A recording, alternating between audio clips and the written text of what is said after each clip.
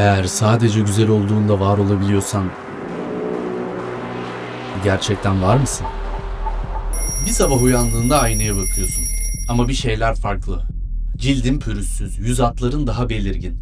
Burnun daha küçük, dudakların daha dolgun. Sen misin bu? Yoksa sadece bugüne kadar sana gösterilen bir kalıba mı dönüştün? Cevher filmi tam olarak bu gerçeği anlatıyor. Elizabeth Sparkle bir zamanlar herkesin hayran olduğu ünlü bir televizyon yıldızıydı. Ama zaman geçti, yaşlandı ve bir gün fark etti ki artık kimse onu görmek istemiyor. Kameralar başka kadınlara dönmüş, yapımcılar onun adını bile unutmuştu. Ama ona bir fırsat sunuldu. The Substance adında bir madde. Tek bir enjeksiyonla kaybettiği yıllar geri geldi. Gençleşti. Eski parlaklığına, enerjisine ve ilgilere yeniden kavuştu. Fakat burada korkutucu bir şey vardı. Yeni Elizabeth eski halini görmek istemiyordu. Onu tamamen silmek, yok etmek istiyordu. Now let's try the bold glamour filter. Oh my goodness, Bu hikaye sadece bir bilim kurgu anlatısı değil. Bugünün dünyasında hepimizin yaşadığı bir dönüşümün metaforu.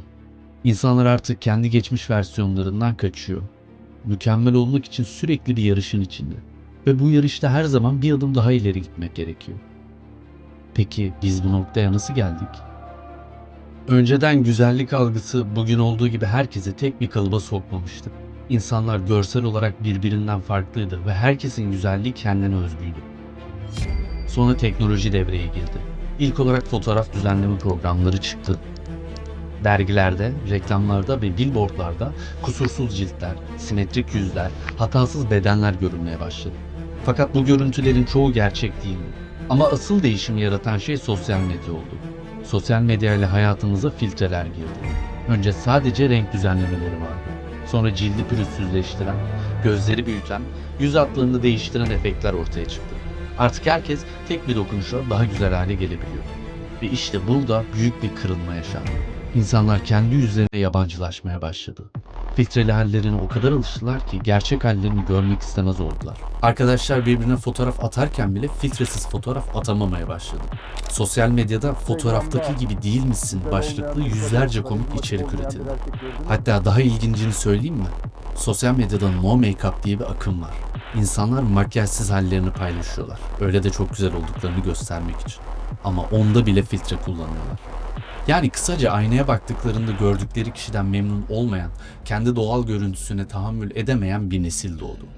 Fakat bu sadece psikolojik bir mesele değil.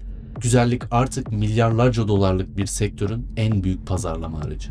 Sosyal medyada tüketilen her şey gibi bu konuda da sürekli yeni trendler ortaya çıkıyor.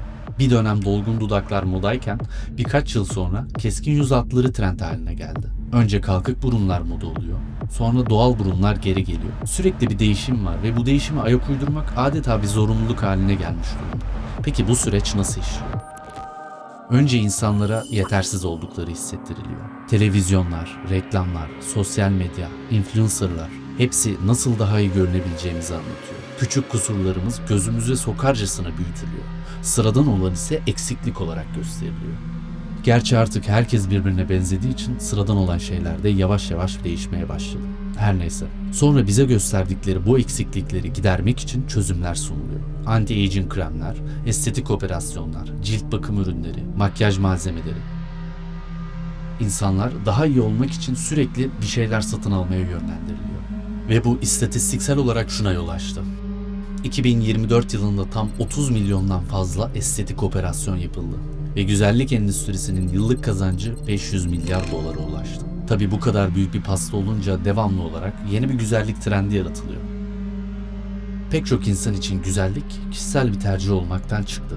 Bir zorunluluk haline geldi. Çünkü kusurlu olmak artık kabul edilmiyor.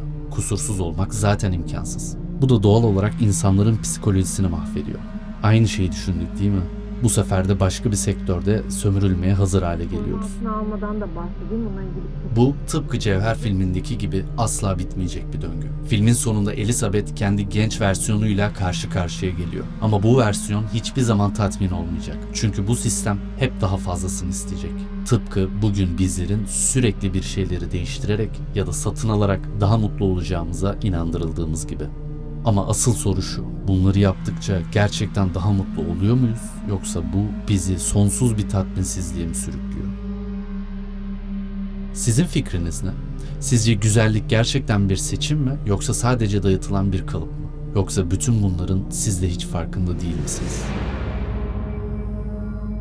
I'm fine. Everything's fine.